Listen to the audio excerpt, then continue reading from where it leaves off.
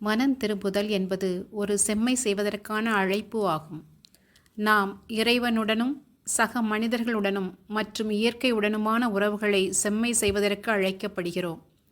மின் விசிறி, மாவரைக்கும் இயந்திரம் போன்றவை மின்சாரம் அதிகமாகவோ குறைவாகவோ செல்வதாலோ, இயந்திர பாகங்களில் பழுது ஏற்பட்டிருந்தாலோ சேதமடைந்து அதிக ஒலி எழுப்பி மன அமைதியை கெடுக்கின்றன. அதேபோல் சேதமடைந்த உறவுகளும் நம் உள்ள அமைதியை குலைக்கின்றன. அமைதி என்பது மனமும் இதயமும் தளர்வாக, எவ்வித குழப்பமும் இன்றி சாந்தமான நிலையில் இருப்பதை குறிக்கிறது. அது உண்மையான ஆனந்தத்தை அளிக்கிறது. திருவருகை கால 2ஆம் வாரத்தில் அமைதியை அனுபவித்து மகிழ அழைக்கப்படுகிறோம்.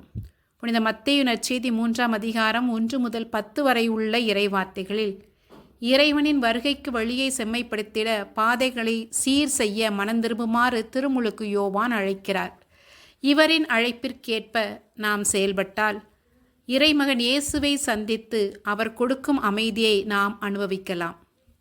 மன்னிப்பு, பணிவு மற்றும் புரிதலின் மூலம் உறவுகளில் ஏற்பட்டுள்ள சேதங்களை சீர் செய்தால் அமைதியை பெற்று பரப்பிட இயலும்.